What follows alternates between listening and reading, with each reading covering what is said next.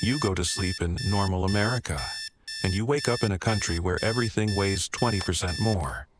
Your body, your phone, your car, your groceries, every bridge span and every high-rise floor. The rest of the world feels normal. Only you, here in the United States, feel the dial turn up. And in the first hour, the scary part isn't what you see, it's what you don't. Nothing looks different, yet everything is under stress. We call it gravity, the quiet pull that keeps your feet planted and keeps the moon from drifting away.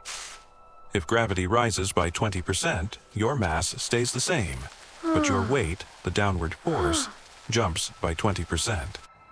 If you weighed 150 pounds yesterday, you now weigh about 180. A 200-pound person feels like 240. A 4,000-pound pickup feels like 4,800. And you don't get to take that weight off. Not for a minute. Not ever.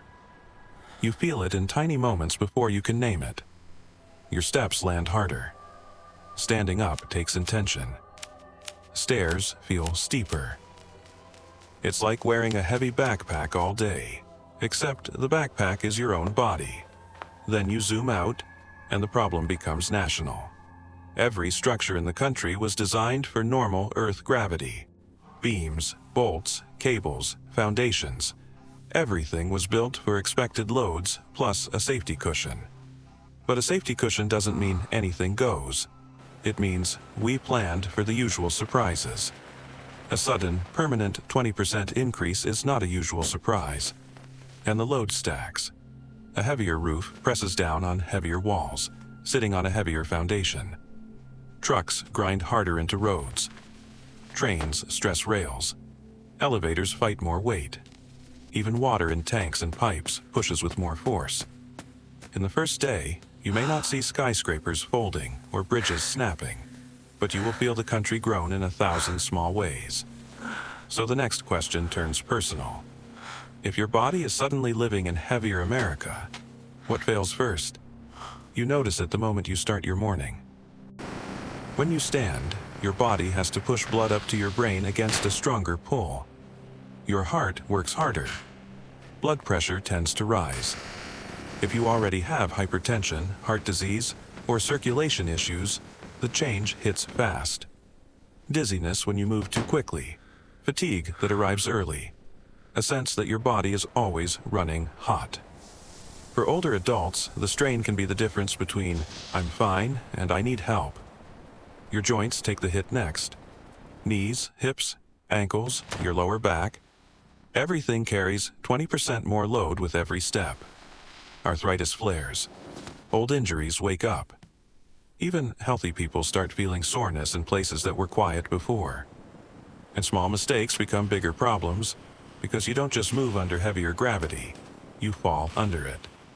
That's the silent danger. With 20% more gravity, you hit the ground harder. A slip on stairs becomes a fracture. A stumble off a curb becomes a torn ligament. Recovery takes longer because the body is doing all its healing while living under constant extra stress. Emergency rooms see a familiar wave, just amplified. Sprains, broken wrists, back strains, concussions. Physical therapy books out. Pharmacies run low on braces and supports. Nothing looks apocalyptic, it just looks meaner. Breathing changes too. Your chest wall and breathing muscles lift more weight. Many people can handle it at rest, but stairs and physical work become a faster climb toward shortness of breath, especially for anyone with asthma, lung disease, or low fitness.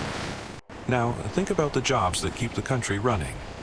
Construction workers, nurses, warehouse staff, firefighters, delivery drivers, anyone who lifts, carries, climbs, or stands for long shifts.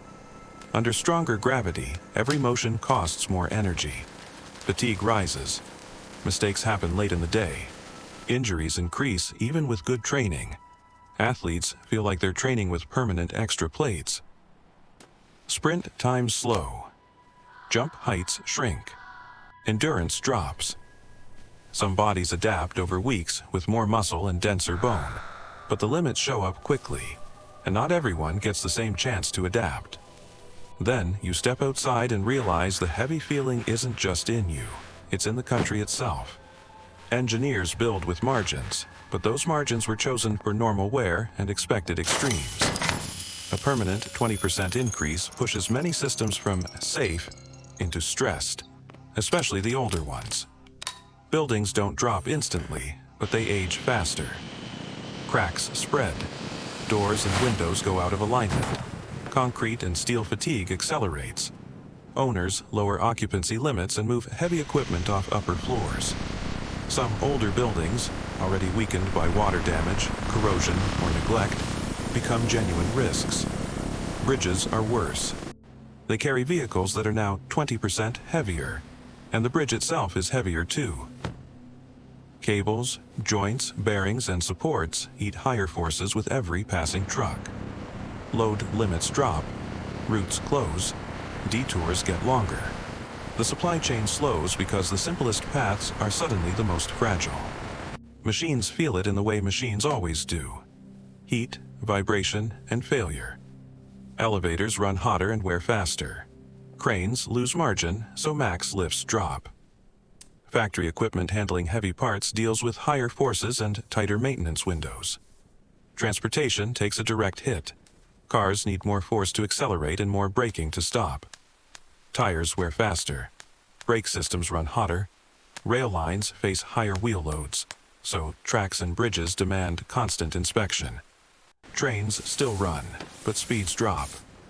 And planes? A plane's weight increases with gravity, but wings don't magically produce more lift at the same speed. Taking off demands higher speed or longer runway. Many aircraft can fly, but with less payload and less fuel. Shorter routes, more stops, fewer margins. Some airports lose big flights entirely. At first, America adapts with a wave of limits, closures, repairs, revised standards, constant delays, and then the pressure reaches your wallet. When it takes more energy to move people and goods, more maintenance to keep machines running, and more time to do the same work, prices rise. Trucks haul less per trip. Rail schedules slow. Air freight shrinks. Even when shelves stay stocked, deliveries arrive later and cost more. Labor costs climb too. Workers tire faster. Injuries rise. Physical jobs need more staffing for the same output, which means higher payroll, higher insurance, and tighter timelines. Some projects pause because safety rules become harder to meet under the new loads. Heavy industry feels it hardest. Manufacturing, mining, large construction. Equipment wears faster. Power demand rises. Productivity drops. Businesses respond in predictable ways. Raise prices, cut output, or move pieces of operations to places where gravity is normal. And that's the global twist. Other countries didn't change. Their planes carry full loads. Their bridges didn't lose margin overnight. Their workers aren't living under a constant extra physical tax. Over time, factories and contracts drift outward. Not because America fails, but because physics made it more expensive to do the same work here. The U.S. still has advantages: capital, technology, speed of innovation. Codes get rewritten. Critical bridges get reinforced. Materials get lighter. Logistics gets smarter. But adaptation takes years, and the transition is rough. And the real lesson lands clean. Your modern life was tuned to a number you never thought about: Earth's gravity. Change it by 20% and you don't just feel heavier. You watch your health, your infrastructure, and your economy fight day by day to find a new normal.